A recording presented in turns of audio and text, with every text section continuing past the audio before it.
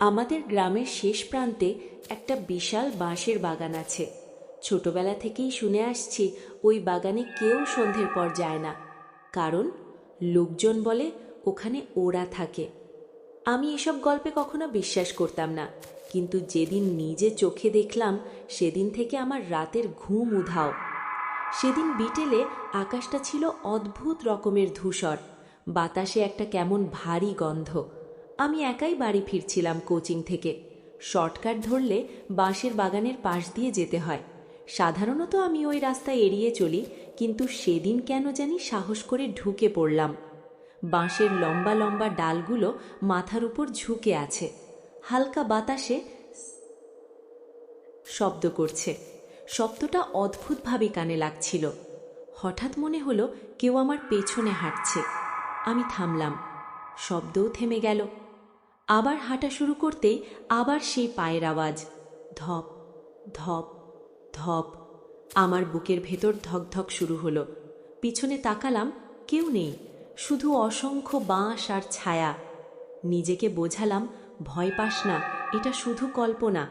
ঠিক তখনই কানের কাছে খুব আস্তে একটা ফিসফিস শব্দ, থামো। আমি জমে গেলাম, গলা শুকিয়ে কাঠ। চারপাশে তাকালাম, কেউ নেই। হয়তো বাতাসের শব্দ, হয়তো। দৌড় দিতে যাব এমন সময় সামনে একটা জিনিস চোখে পড়ল। মাটিতে একটা পুরনো লাল রঙের ফিতে পড়ে আছে, মাটির ধুলোয় মাখা। অদ্ভুতভাবে চেনা লাগছিল। হ্যাঁ, এটা তো আমার ছোটবেলার ফিতে। আমি এটা বহু বছর আগে হারিয়েছিলাম, কিন্তু এটা এখানে এলো কিভাবে? হঠাৎ বাঁশের মাথাগুলো যেন একসাথে কেঁপে উঠল। প্রচণ্ড বাতাস বইতে লাগলো, কিন্তু আশ্চর্য, বাতাস শুধু বাগানের ভেতরেই, বাইরে সব শান্ত। আমি পিছিয়ে আসতে লাগলাম। ঠিক তখনই দেখি একটা ছায়া বাঁশের ফাঁক দিয়ে ধীরে ধীরে এগিয়ে আসছে। ছায়াটা মানুষের মতো, কিন্তু পা মাটিতে লাগছে না। আমার নিঃশ্বাস বন্ধ হয়ে আসছিল, চোখ সরাতে পারছিলাম না। ছায়াটা থেমে গেল, তারপর মাথা কাত করে যেন আমাকে দেখল। আমি আর দাঁড়াতে পারলাম না, দৌড় দিলাম। বাগান পেরিয়ে রাস্তায় এসে থামলাম, পেছনে তাকালাম। সব শান্ত, কোনো ছায়া নেই, কোনো শব্দ নেই। সেদিন কাউকে কিচ্ছু বলিনি, সবাই হাসবে ভেবে চুপ করেছিলাম। কিন্তু রাতে রাতে আমার জানালার বাইরে আবার সেই শব্দ। আমি জানালা দিয়ে তাকালাম। আমাদের বাড়ির পাশে তো কোনো বাঁশের বাগান নেই, তাহলে এই শব্দ? হঠাৎ দেখি জানালার কাঁচে একটা ছায়া ভেসে উঠছে, ধীরে ধীরে স্পষ্ট হচ্ছে। আমি জমে গেলাম। ছায়াটা ঠিক বাঁশের বাগানের সেই ছায়া। তারপর আবার সেই ফিসফিস শব্দ, ফিরে আসো। আমার বুকের ভেতর বরফের মতো ঠান্ডা ছড়িয়ে পড়ল। সে কি আমাকে ডাকছে? কেন? আর সবচেয়ে ভয়ঙ্কর প্রশ্ন, ওই বাঁশের বাগান কি আমাকে চেনে? সেদিন রাতটা আমি এক মুহূর্তও ঘুমাতে পারিনি। জানালার বাইরে সেই অদ্ভুত শব্দটা মাঝে মধ্যে ভেসে আসছিল, যেন বাঁশের ডালগুলো একে অপরের গায়ে ঘষে কাঁপছে, অথচ আমাদের বাড়ির আশেপাশে কোনো বাঁশের গাছই নেই। আমি সাহস করে জানালার পর্দা সরালাম। অন্ধকার, নির্জন উঠান, কেউ নেই। নিজেকে বোঝালাম সবই কল্পনা। বিকেলের ঘটনার পর মাথায় ভয় ঢুকে গেছে, তাই এসব শুনছি। ঠিক তখনই টুপ, আমার জানালার কাছে কিছু একটা আঘাত করল। আমি চমকে উঠলাম, কাঁপতে কাঁপতে কাছে গেলাম। কাচের ওপারে কিছু লেগে আছে, একটা শুকনো বাঁশপাতা। আমার হাত ঠান্ডা হয়ে গেল। এটা এলো কোথা থেকে? হঠাৎ মনে পড়ল, বাগানে পড়ে থাকা সেই লাল ফিতাটা আমি তুলে নিয়েছিলাম, দৌড়ানোর সময় হাতেই ছিল। বাড়ি এসে টেবিলের ওপর রেখেছিলাম। আমি ধীরে ধীরে টেবিলের দিকে তাকালাম। ফিতা নেই। আমার বুকের ভেতর কেমন যেন মোচড় দিল। ঘরটা নিস্তব্ধ, শুধু দেওয়াল ঘড়ির টিকটিক শব্দ। তারপর ফিসফিস, ফিরে আসো। এবার শব্দটা আমার ঘরের ভেতর থেকেই এলো। আমি এক লাফে দরজার দিকে ছুটলাম। দরজা খুলে মায়ের ঘরে যেতে চাইছিলাম, কিন্তু দরজাটা খুলছে না। আমি হাতল ঘোরালাম, ঠেললাম, ধাক্কা দিলাম, লাগানো নেই, তবুও খুলছে না। পেছনে ধীরে ধীরে ঠান্ডা হাওয়া বইতে লাগলো। আমার চুল উড়ছে, অথচ ফ্যান বন্ধ। আমি ঘুরে দাঁড়ালাম। ঘরের কোণে অন্ধকারে একটা ছায়া দাঁড়িয়ে, সেই একই ছায়া। এইবার পরিষ্কার দেখলাম ওর চোখ দুটো অদ্ভুতভাবে ফাঁকা, যেন ভেতরে কিছু নেই, মুখ নেই, শুধু কালো শূন্যতা। আমি কাঁপা গলায় বললাম, কে কে তুমি? কোনো উত্তর নেই। ছায়াটা ধীরে ধীরে হাত তুলল, তারপর আঙুল তুলে জানালার দিকে ইশারা করল। জানালার বাইরে তাকাতেই আমার শরীর অবশ হয়ে গেল। আমাদের উঠান নেই, তার জায়গায় দাঁড়িয়ে আছে সেই বাঁশের বাগান। চাঁদের আলোয় বাঁশগুলো দুলছে, ঠিক মাঝখানে একটা সরু পথ, যেন আমাকে ডাকছে। আমি পেছনে তাকালাম, ছায়াটা আর নেই। দরজা খুলে গেল নিজে থেকেই। আমি বুঝতে পারছিলাম না আমি কি স্বপ্ন দেখছি নাকি সত্যি। কেমন যেন অচেতনভাবে আমি জানালার দিকে হাঁটতে শুরু করলাম। পা থামাতে পারছিলাম না, যেন কেউ টেনে নিচ্ছে। হঠাৎ কারো কণ্ঠস্বর, ওই বাগানে যাস না। আমি চমকে উঠলাম, চারপাশে তাকালাম, কেউ নেই, কিন্তু কণ্ঠটা চেনা লাগলো, যেন খুব পুরনো, অনেক দিন আগের। মাথার ভেতর ঝলক দিয়ে উঠল একটা স্মৃতি। আমি ছোট ছিলাম, সেই বাঁশের বাগানে খেলতে গিয়েছিলাম। তারপর তারপর কি হয়েছিল মনে করতে পারছি না। সব কিছু ঝাপসা। হঠাৎ জানালার বাইরে দাঁড়িয়ে থাকা বাঁশগুলোর ফাঁক দিয়ে কয়েকটা ছায়া দেখা গেল, একটার পর একটা। তারা সবাই আমার দিকে তাকিয়ে, আর তাদের সবার হাতের মুঠোয় লাল ফিতা। আমার মাথা ঘুরতে লাগলো। তুমি তো ফিরেছিলে, আবার ফিরো, অসম্পূর্ণ রয়ে গেছে। ফিসফিস শব্দগুলো একসাথে ভেসে আসছে। আমি কান চেপে ধরলাম, চিৎকার করতে চাইলাম, কিন্তু গলা দিয়ে শব্দ বের হলো না। ঠিক তখনই আমার ফোন বেজে উঠল, ট্রিং ট্রিং। হঠাৎ সব কিছু স্বাভাবিক হয়ে গেল। জানালার বাইরে আবার আমাদের উঠান, বাঁশের বাগান নেই, ছায়া নেই। আমি কাঁপতে কাঁপতে ফোনটা ধরলাম। অচেনা নাম্বার। ওপাশ থেকে খুব ধীরে একটা কণ্ঠস্বর বলল, তুমি আবার ওখানে গিয়েছিলে, তাই না? আমার শরীর জমে গেল। এইবার ওরা ছাড়বে না। লাইন কেটে গেল। আমি ফোনের স্ক্রিনে তাকিয়ে রইলাম, হাত কাঁপছে। একটা মেসেজ ঢুকল, শুধু একটা লাইন লেখা, আগামী পূর্ণিমায় ফিরে এসো, নইলে ওরা নিজেই আসবে। আমি জানালা দিয়ে বাইরে তাকালাম। দূরে, অনেক দূরে, আমাদের বাড়ির পেছনে, যেখানে কোনোদিন বাঁশের গাছ ছিল না, সেখানে আজ স্পষ্ট দেখা যাচ্ছে বাঁশের মাথাগুলো দুলছে। পরদিন সকালটা যেন স্বাভাবিকই ছিল। রোদ উঠেছে, পাখির ডাক শোনা যাচ্ছে, মা রান্নাঘরে কাজ করছেন, সব কিছু ঠিকঠাক। অথচ আমার ভেতরে এক অদ্ভুত অস্বস্তি জমে আছে। মনে হচ্ছিল কেউ যেন আমাকে লক্ষ্য করছে। আমি কাউকে কিছু বললাম না। রাতের ফোন কল, মেসেজ, সব কিছু যেন দুঃস্বপ্ন। কিন্তু ফোনটা হাতে নিয়ে দেখি কল লিস্টে কোনো অচেনা নাম্বার নেই, মেসেজও নেই। আমি ঠান্ডা হয়ে গেলাম। তাহলে আমি কি পাগল হয়ে যাচ্ছি?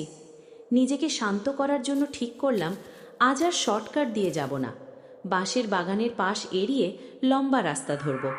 কিন্তু বিকেলে কোচিং থেকে বের হয়ে দেখি আকাশ কালো হয়ে এসেছে, ঝড়ের পূর্বাভাস। লম্বা রাস্তা ধরলে অনেক দেরি হবে, মা চিন্তা করবে। আমি দ্বিধায় দাঁড়িয়ে রইলাম। শেষমেশ আবার সেই শর্টকাট। বাঁশের বাগানের সামনে এসে দাঁড়াতেই বুকের ভেতর কেমন টান অনুভব করলাম, যেন কেউ ভেতর থেকে ডাকছে। আজ বাগানটা অদ্ভুতভাবে নিস্তব্ধ, কোনো বাতাস নেই, বাঁশগুলো একদম স্থির। আমি ধীরে ধীরে ভেতরে পা রাখলাম। মাটিতে কাদা, মনে হচ্ছে এখানে অনেকক্ষণ ধরে কেউ হাঁটাহাঁটি করেছে। পায়ের ছাপ দেখা যাচ্ছে, ছোট, আমারই মতোই। আমি থেমে গেলাম। আমি তো গতকাল দৌড়ে বেরিয়ে গিয়েছিলাম, এত ছাপ এলো কোথা থেকে? হঠাৎ কানের কাছে ফিসফিস, এবার মনে করো। আমার মাথার ভেতর যেন কিছু বিস্ফোরিত হলো। হ্যাঁ, আমি ছোটবেলায় এখানে খেলতে এসেছিলাম, একা না, আমার সঙ্গে ছিল আরেকটা মেয়ে, আমারই বয়সী। নামটা মনে পড়ছে না। আমরা লুকোচুরি খেলছিলাম, সে এই বাঁশের গভীরে লুকিয়েছিল, আমি খুঁজতে গিয়ে পথ হারিয়ে ফেলেছিলাম। তারপর আমি কাঁপতে শুরু করলাম। তারপর আমরা দুজনেই একটা অদ্ভুত গর্তের কাছে গিয়েছিলাম। গর্তের ভেতর থেকে ঠান্ডা বাতাস আসছিল আর ফিসফিস শব্দ। সে বলেছিল, চল ভেতরে দেখি। আমি ভয় পেয়েছিলাম, বলেছিলাম না যেতে, কিন্তু সে হাসছিল। তার চুলে বাঁধা ছিল লাল ফিতে। হঠাৎ সামনে দেখি একটা পুরনো শুকনো গর্ত, ঠিক সেই জায়গা। গর্তটার চারপাশে বাঁশগুলো বৃত্ত করে দাঁড়িয়ে আছে, যেন পাহারা দিচ্ছে। আমি ধীরে ধীরে এগোলাম। ভেতর থেকে ঠান্ডা বাতাস আসছে, আর খুব আস্তে সেই একই কণ্ঠ, তুমি তো পালিয়ে গিয়েছিলে। আমার বুক ধড়ফড় করছে। হ্যাঁ, আমি পালিয়ে গিয়েছিলাম। আমি ভর পেয়ে দৌড়ে বাড়ি চলে গিয়েছিলাম, কাউকে কিচ্ছু বলিনি। পরদিন শুনেছিলাম একটা মেয়ে হারিয়ে গেছে। কেউ জানতো না সে আমার সঙ্গে ছিল। আমি আমি কাউকে বলিনি যে আমরা একসাথে বাগানে গিয়েছিলাম। হঠাৎ গর্তের ভেতর থেকে একটা হাত বেরোলো, কালো কাদা মাখা হাত। আমার চিৎকার বেরোলো না, আমি পেছাতে লাগলাম। হাতটা ধীরে ধীরে উপরে উঠল। তারপর গর্ত থেকে বেরোলো একটা অবয়ব, মাটির গন্ধ, ভেজা চুল, আর তার চুলে লাল ফিতে। সে মাথা তুলল, চোখ দুটো ফাঁকা, কিন্তু আমি তাকে চিনলাম। সে আমারই মতো দেখতে, হুবহু। সে ঠান্ডা গলায় বলল, তুমি আমাকে রেখে চলে গিয়েছিলে। আমার পা অবশ হয়ে গেল। আমি আটকে গিয়েছিলাম, তুমি বাঁচলে, আমি রয়ে গেলাম। আমি কাঁদতে কাঁদতে বললাম, আমি ভয় পেয়েছিলাম। সে ধীরে ধীরে এগিয়ে আসছে। এবার তোমার পালা। হঠাৎ চারপাশের বাঁশগুলো একসাথে দুলতে শুরু করলো। ভয়ঙ্কর শব্দ, বাতাস নেই, তবুও ঝড়ের মতো আওয়াজ। মাটির নিচে যেন কিছু নড়ছে। আমি ঘুরে দৌড়াতে চাইলাম, কিন্তু চারপাশে বাঁশের দেওয়াল উঠে গেছে, পথ বন্ধ। সে একেবারে সামনে এসে দাঁড়ালো। তার ঠান্ডা হাত আমার কবজি ধরল, বরফের মতো ঠান্ডা। পূর্ণিমায় দরজা খুলবে, তখন বদল হবে। আমি কাঁপতে কাঁপতে বললাম, কিসের বদল? সে হেসে উঠল। যে বাঁচে সে থাকে না, যে থাকে সে বাঁচে না। ঠিক তখনই দূরে বজ্রপাত হলো, প্রচণ্ড শব্দ। আমি চোখ বন্ধ করলাম। আবার খুলে দেখি আমি একা দাঁড়িয়ে। গর্ত নেই, মেয়েটা নেই, বাঁশগুলো স্বাভাবিক, কিন্তু আমার কবজিতে গভীর লাল দাগ, আর সেখানে বাঁধা লাল ফিতে। আজ রাতেই পূর্ণিমা। আমি বুঝতে পারছি সময় খুব কম। আজ পূর্ণিমা। সারা দিন অদ্ভুত এক চাপা ভয় আমাকে গ্রাস করেছিল। আকাশ পরিষ্কার, বাতাস শান্ত, কিন্তু আমার মনে হচ্ছিল ঝড় আসছে, ভেতরের ঝড়। আমার কবজিতে বাঁধা লাল ফিতেটা খুলতে চেষ্টা করেছিলাম, কাঁচি দিয়ে কাটতে গিয়েছিলাম, কিন্তু কাঁচি ভেঙে গেল, ফিতেটা একটুও কাটল না। এটা যেন কাপড় নয়, বরং কোনো প্রতিজ্ঞা। রাত বাড়তে লাগলো, চাঁদের আলো ধীরে ধীরে জানালা দিয়ে ঢুকছে। ঘড়িতে 12টা বাজতেই হঠাৎ বিদ্যুৎ চলে গেল। ঘর অন্ধকার, শুধু জানালা দিয়ে সাদা চাঁদের আলো। তারপর আবার সেই বাঁশের শব্দ। আমার গলা শুকিয়ে গেল। আমি জানালার দিকে তাকালাম। উঠান নেই, সামনে দাঁড়িয়ে আছে সেই বাঁশের বাগান। এইবার স্পষ্ট, আগের চেয়েও বড়, আগের চেয়েও গভীর। মাঝখানে সরু একটা পথ, আর সেই পথের শেষে দাঁড়িয়ে আছে সে, আমারই মতো দেখতে মেয়েটা। সে হাত তুলে ইশারা করল, এসো। আমার পা নিজের থেকেই এগোতে শুরু করলো। আমি থামাতে পারছিলাম না। দরজা খুলে বাইরে বেরোলাম। ঠান্ডা মাটিতে পা পড়তেই শরীর কেঁপে উঠল। আমি জানতাম এটা স্বপ্ন নয়, এটা বাস্তবের চেয়েও বাস্তব। বাঁশের বাগানের ভেতরে ঢুকতেই চারপাশের শব্দ বদলে গেল, যেন পৃথিবীর সব আওয়াজ বন্ধ হয়ে গেছে, শুধু বাঁশের ফিসফিস। আমি হাঁটছি ধীরে, ভয় নিয়ে। সে সামনে বাড়িয়ে, আজ দরজা খুলবে, সে বলল। কোন দরজা? আমি কাঁপা গলায় জিজ্ঞেস করলাম। সে আঙুল তুলে মাটির দিকে দেখালো। সেই গর্ত। আজ সেটা অনেক বড়, যেন অন্ধকারের মুখ, ভেতর থেকে কুয়াশার মতো ধোঁয়া বেরোচ্ছে। এটা পথ, সে বলল, যারা রেখে যায় তাদের জন্য। আমি বুঝলাম সে আমাকে ভেতরে নিতে চায়। আমি ইচ্ছে করে যাইনি, আমি বললাম, আমি ভয় পেয়েছিলাম। সে হেসে উঠল। সেই হাসিতে কষ্ট ছিল, রাগ ছিল। ভয় তোমাকে বাঁচিয়েছে, আমাকে মেরেছে। হঠাৎ গর্তের ভেতর থেকে অসংখ্য হাত বের হতে লাগলো, কালো কাদা মাখা হাত। তারা যেন আমাকে ডাকছে। আমার মাথা ঝিমঝিম করছে। বাঁশগুলো একসাথে ঝুঁকে পড়ছে, যেন পথ বন্ধ করে দিচ্ছে। সে আমার দিকে হাত বাড়ালো। একজন যাবে, একজন থাকবে। আমার কবজির লাল ফিতেটা জ্বলতে শুরু করলো।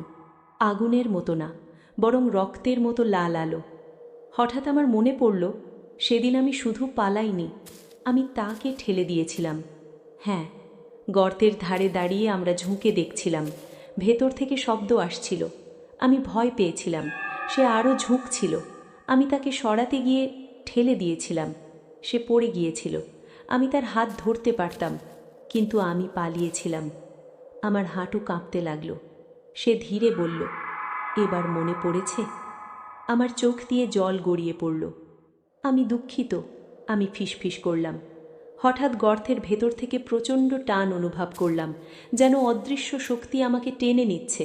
সে বলল, এটাই নিয়ম, অপরাধের মূল্য দিতে হয়। আমি মাটিতে নখ গেড়ে ধরলাম, কিন্তু টান বাড়ছে। ঠিক তখনই মাথার ভেতর আরেকটা কণ্ঠ ভেসে উঠল, ক্ষমা চাইলে পথ বদলায়। আমি জানি না সেই কণ্ঠ কার, কিন্তু আমি চোখ বন্ধ করে চিৎকার করলাম, আমি তোমাকে বাঁচাতে পারিনি, কিন্তু আমি নিজেকে শাস্তি দিতে চাই না। যদি পারো আমাকে ক্ষমা করো। চারপাশে হঠাৎ নিস্তব্ধতা। টান থেমে গেল। আমি চোখ খুললাম। সে আমার সামনে দাঁড়িয়ে। তার চোখে এবার শূন্যতা নেই, সেখানে জল চিকচিক করছে। তুমি পালিয়েছিলে, সে বলল ধীরে, কিন্তু আজ ফিরেছ। গর্তের হাতগুলো একে একে অদৃশ্য হয়ে গেল। বাঁশগুলো সোজা হয়ে দাঁড়ালো। সে আমার হাত ধরল, ঠান্ডা, কিন্তু আগের মতো ভয়ঙ্কর নয়। যদি আমি মুক্তি পাই, এই বাগান থাকবে না, সে বলল, কিন্তু তুমি আমাকে মনে রাখবে? আমি মাথা নেড়ে বললাম, সব সময়। সে হাসল। ধীরে ধীরে তার শরীর কুয়াশার মতো মিলিয়ে যেতে লাগল। লার ফেতেটা আমার কবজি থেকে খুলে মাটিতে পড়ল। গর্ত বন্ধ হয়ে গেল। চাঁদের আলো স্বাভাবিক। আমি একা দাঁড়িয়ে। হঠাৎ দূরে মোরগ ডাকল। আমি বুঝলাম ভোর হয়ে গেছে। বাড়ি ফিরে দেখি উঠান আগের মতোই, বাঁশের বাগান নেই। কিন্তু আমার মনে একটা প্রশ্ন এখনও রয়ে গেছে, সব কিছু কি সত্যিই শেষ? কারণ আজ সকালে খবর পেলাম গ্রামের পাশের নতুন বাড়ির এক ছোট মেয়ে নিখোঁজ। আর লোকজন বলছে রাতের দিকে কেউ নাকি বাঁশের শব্দ শুনেছে। আমি ভেবেছিলাম সব শেষ, কিন্তু ভুল ভেবেছিলাম। সকালে যে খবরটা শুনলাম গ্রামের পাশের নতুন বাড়ির একটা ছোট মেয়ে নিখোঁজ, ওটা আমার বুকের ভেতর আবার সেই পুরনো ভয় ফিরিয়ে আনলো। লোকজন বলছে রাতের দিকে নাকি কেউ বাঁশের শব্দ শুনেছে। কেউ কেউ বলছে বাড়ির পেছনের খালি জায়গায় হঠাৎ করে কুয়াশা নেমে এসেছিল। আমি জানালার পাশে দাঁড়িয়েছিলাম, আমাদের উঠানের দিকে তাকিয়ে। সেখানে কোনো বাঁশ নেই, তবু বাতাসে সেই চেনা গন্ধ, ভেজা মাটি, কাঁচা বাঁশের গন্ধ।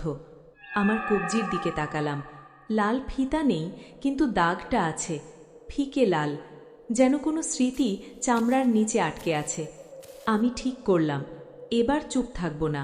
আমি জানি এই ব্যাপারের সঙ্গে বাঁশের বাগানের সম্পর্ক আছে, আর যদি সত্যিই সেটা আবার ফিরে আসে, তাহলে কেউ না কেউ আবার আটকে যাবে।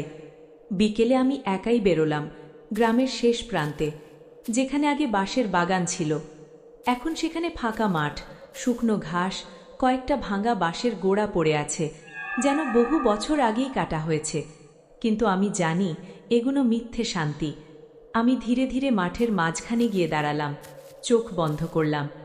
তুমি যদি এখানেই থাকো আমাকে দেখাও, আমি ফিসফিস করলাম। কয়েক সেকেন্ড কিছুই হলো না। তারপর হালকা বাতাস, ঘাস কাঁপতে লাগলো।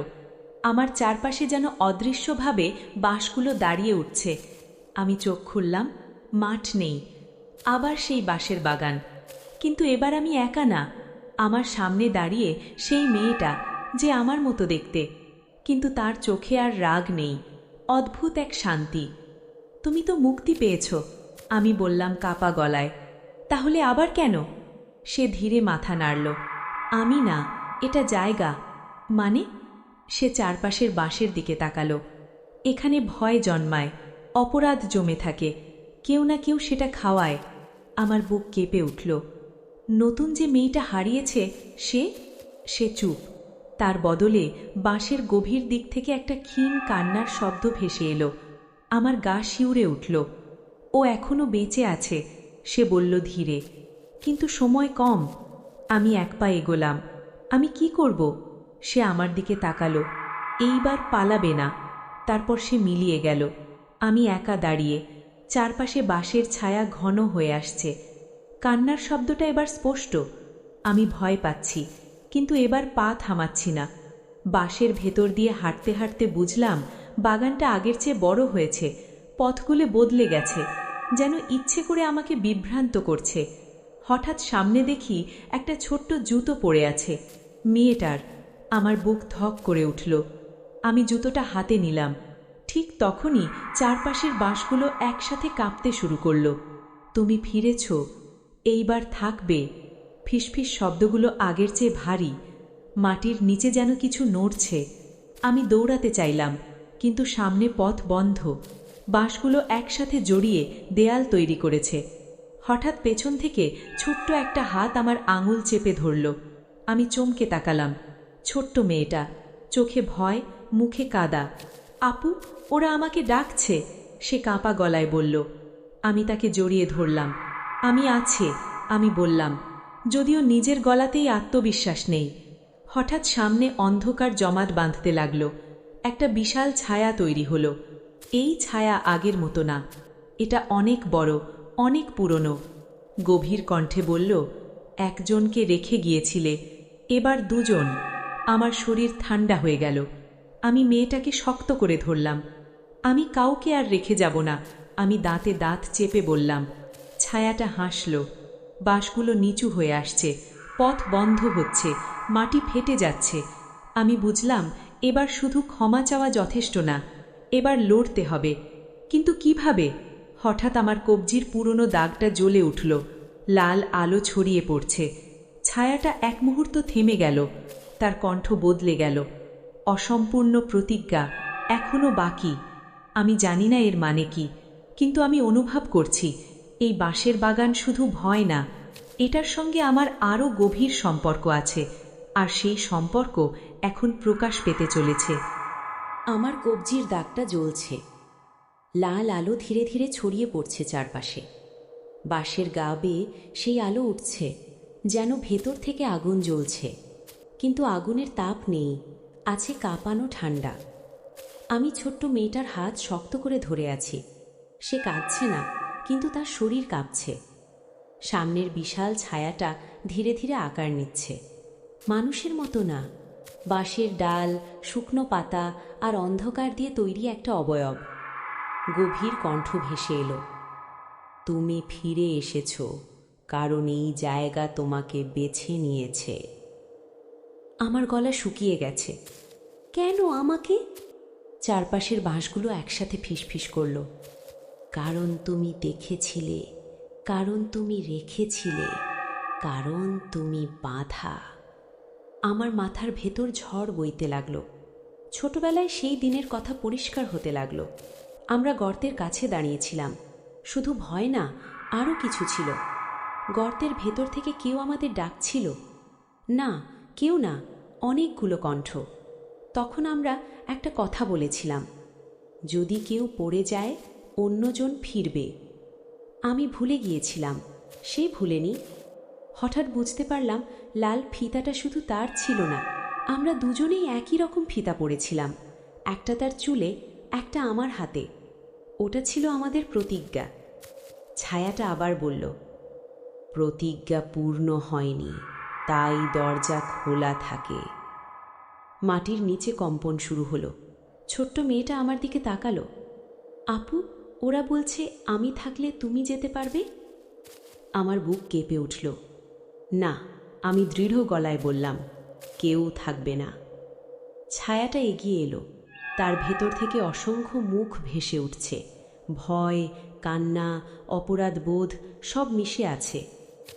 প্রতিবার কেউ না কেউ বেছে নেয় পালাতে, সে বলল, তাই আমরা বড় হই। আমি চোখ বন্ধ করলাম এক মুহূর্তের জন্য। আমি জানি ভয় পেলে শেষ। আমি ধীরে বললাম, এই জায়গা ভয় দিয়ে বাঁচে, অপরাধ দিয়ে শক্তি পায়। আজ আমি ভয় পাচ্ছি না। মিথ্যে, আমি ভয় পাচ্ছি, কিন্তু এবার পালাচ্ছি না। আমি হাঁটু গেড়ে মাটিতে হাত রাখলাম, চোখ বন্ধ করলাম। আমি ফিরেছি, আমি স্বীকার করছি, আমি ভুল করেছি। আমি তাকে ফেলে গিয়েছিলাম, কিন্তু আজ কাউকে রেখে যাব না। যদি মূল্য লাগে, আমার ভয় নাও, অপরাধ নাও, কিন্তু এই বাচ্চাটাকে ছেড়ে দাও। আমার কবজির দাগটা হঠাৎ তীব্রভাবে জ্বলে উঠল। লাল আলো ছড়িয়ে গিয়ে ছোট্ট মেয়েটাকে ঘিরে ফেলল। ছায়াটা কেঁপে উঠল। তুমি বদলে গেছো। বাঁশগুলো প্রচণ্ড শব্দে কাঁপতে লাগল। মাটি ফেটে যাচ্ছে, গর্ত তৈরি হচ্ছে। সেই পুরনো গর্ত, কিন্তু এবার অনেক বড়।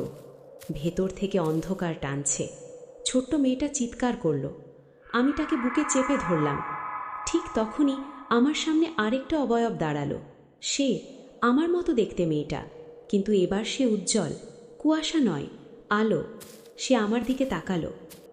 এইবার আমি ধরব, সে বলল। সে আমার আর মেয়েটার হাত ধরল। আমরা তিনজন বৃত্ত করে দাঁড়ালাম। ছায়াটা চিৎকার করে উঠল, অসংখ্য কণ্ঠ একসাথে। প্রতিজ্ঞা পূর্ণ হচ্ছে। গর্তের ভেতরের অন্ধকার হঠাৎ সাদা আলোয় ভরে গেল। বাঁশগুলো একে একে ভেঙে পড়তে লাগল। শব্দ, ঝড়, কুয়াশা। আমি অনুভব করলাম কিছু একটা আমার ভেতর থেকে বেরিয়ে যাচ্ছে।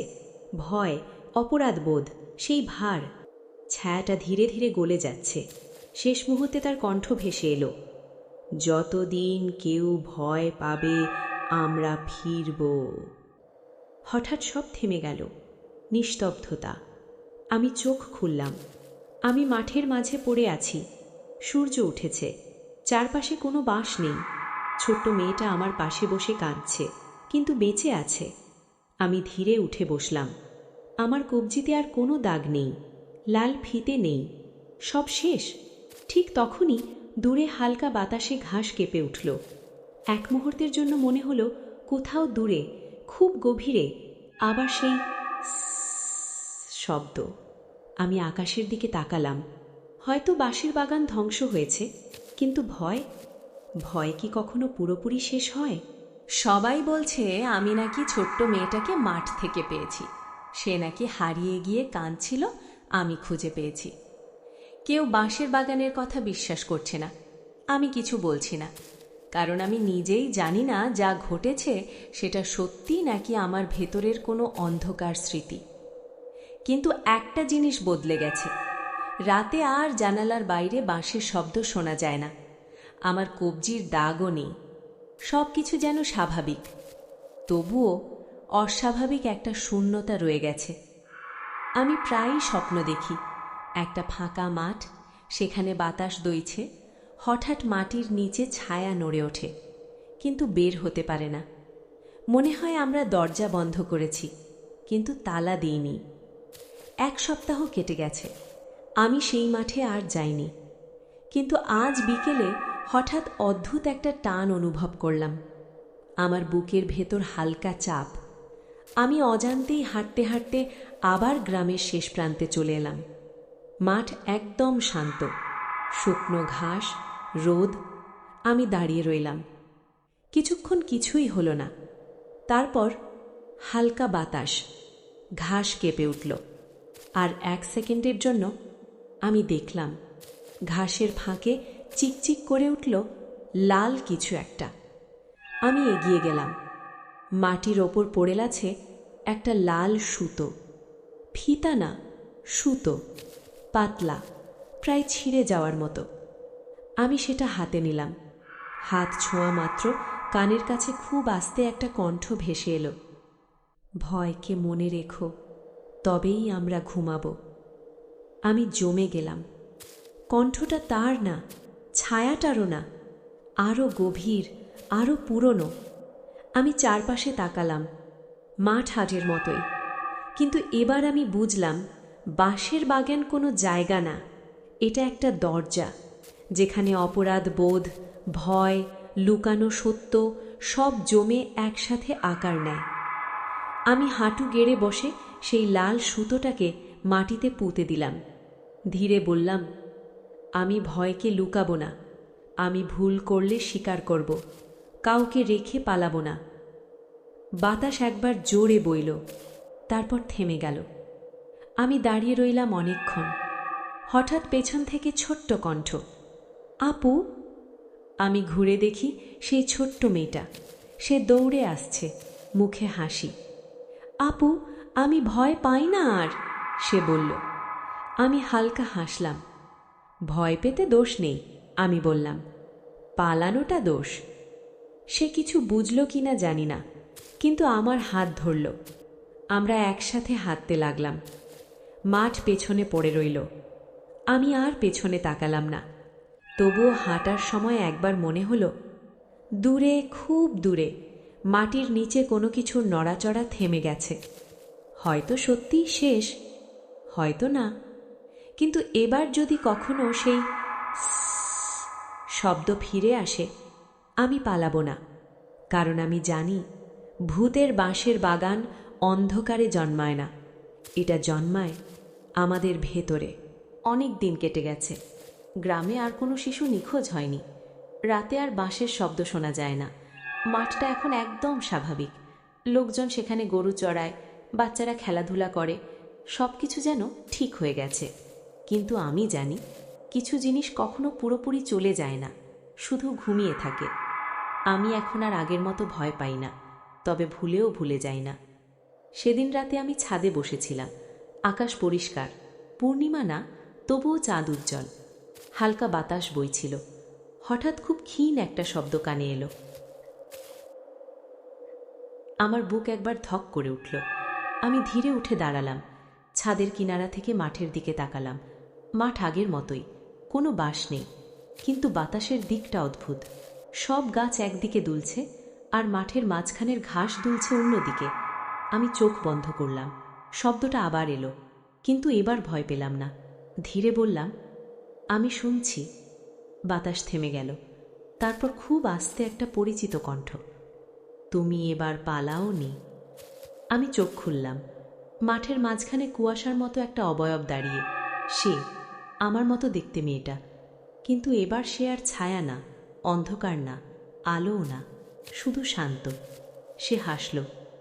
দরজা বন্ধ হয়েছে, কিন্তু মনে রেখো, যতদিন মানুষ ভয় পাবে, অপরাধ লুকাবে, ততদিন কোথাও না কোথাও আরেকটা বাগান জন্মাবে। আমি ধীরে বললাম, তাহলে আমরা কি করব? সে আকাশের দিকে তাকালো। সত্য বলবো, ভুল স্বীকার করব, পালাবো না। তার অবয়ব ধীরে ধীরে মিলিয়ে গেল। মাঠ আবার ফাঁকা। আমি গভীর শ্বাস নিলাম। ঠিক তখনই বুঝলাম, আমার কবজিতে হালকা কিছু স্পর্শ করছে। আমি তাকালাম। একটা পাতলা লাল সুতো, কিন্তু এবার সেটা বাঁধা না, শুধু আলগা করে জড়িয়ে আছে। আমি সেটা খুলে হাতে নিলাম, হালকা হাসলাম। এই সুতো আর কোনো প্রতিজ্ঞার বন্ধন না, এটা স্মরণ। আমি ধীরে সেটা বাতাসে ছেড়ে দিলাম। সুতোটা উড়ে গিয়ে অন্ধকারে মিলিয়ে গেল। বাতাস শান্ত, কোনো নেই, শুধু রাতের নরম নীরবতা। আমি জানি, ভূতের বাঁশের বাগান হয়তো আর ফিরবে না, কিন্তু যদি কখনো ফিরে আসে, আমি প্রস্তুত। কারণ এবার আমি জানি, ভয়কে চাপা দিলে সে ছায়া হয়ে ফিরে আসে, কিন্তু মুখোমুখি হলে সে মুক্তি হয়ে যায়। আমি একা, তবু আর একা নই।